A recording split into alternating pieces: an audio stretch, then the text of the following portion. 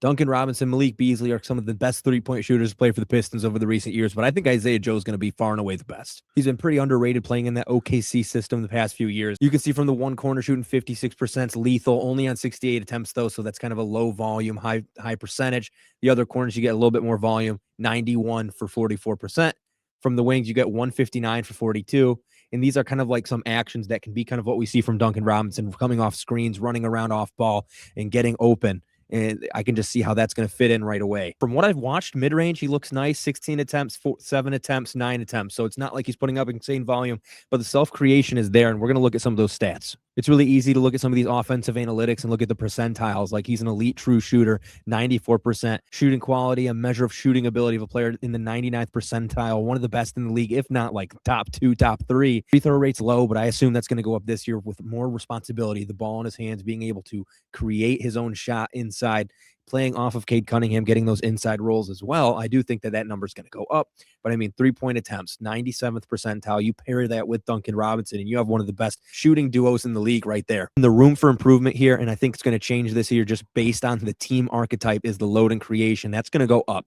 OKC and Detroit are very similar, playing in transition. And the biggest thing to me is they're both teams that love to pass the ball, love to get out after defensive stops. So I do think he's going to have more of an opportunity, because I think on OKC, you had a number of dudes. And yes, on Detroit, you have Cade, you have Ausar, you have Duren, who like to have the ball in their hands. I mean, assuming Duren's back, I think we can all just assume that at this point.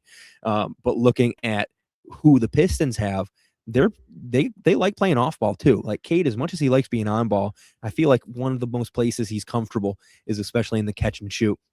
And we've seen that year after year being a thing for him. Ausar, same thing with drop-offs down low. Same thing with Duren, pick and rolls. So I really think that bringing Isaiah Joe into this system and giving him a little bit more opportunity to show that on-ball creation, we have the opportunity to see the load and creation statistics go up. And then when you're looking at the analytics across the board above, those are going to be, I mean, maintaining as well, just because of the quality shooter he is. Real quick, we are in Ireland. This is going to be a fun trip. We're going to Sweden after about 5 days. We're going to spend another 5 days there. So we're still going to post Pistons content every day. Live streams are going to be hit or miss, because the usual 9 p.m., it would be 4 in the morning for me, and that's just not happening. Looking at the offensive crafted plus minus, he's in the 90th percentile, and this is taking all of these various statistics in the offensive analytic department, putting those together, and that puts him in the top 10% in terms of NBA players on the offensive end, especially on that contract. And I can't believe I haven't talked about it yet. I think it's only like $11 million per year. We got him for 2 second-round picks, one of the premier shooters, and I think one of those players who still has a lot of room to grow. He's just turned 27 early July,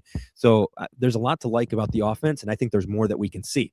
Defense, he's not someone to contest at the rim. I think that's something that we've seen. But one thing we have seen is JB Bickerstaff funneling those offensive players from these kind of low-level defenders into, it was Isaiah Stewart. You guys see Ausar Thompson get bulked up. Block percentage, 10th percentile. We have guys who can cover that.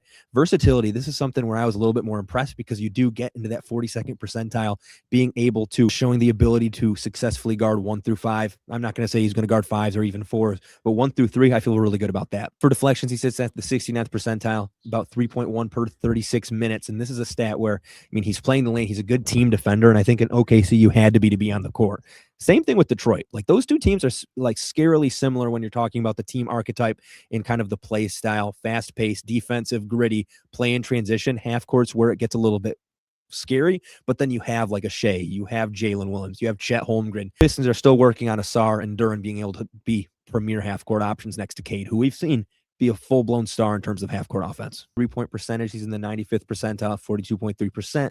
But when you're looking at the attempts, that's actually pretty low. 82nd percentile, I definitely thought he was flinging it a little bit more. And I think in this Detroit system, it's either going to stay there or it's going to go up. And you might say, okay, that's obvious. But I don't see it going down whatsoever, because you still have Duncan Robinson on the team. You still brought in like a John Collins, and you still have these offensive weapons, especially like Ibuka, Corey coming in. So I would really like to see that number go up to about 7 or 8. That might be just wishful thinking, but I think when you're playing with guys who like to pass the ball, like to distribute, I could see that number skyrocket. And he's a top 10 movement shooter in the league since 2020, and that speaks a lot of volume, because, yeah, he's 9th on the list, but in terms of attempts, he's 2nd most, and he's still shooting low 40s. So this is what it means to be a Detroit Piston at the shooting guard position, is you're able to, and it's been the same thing for many years.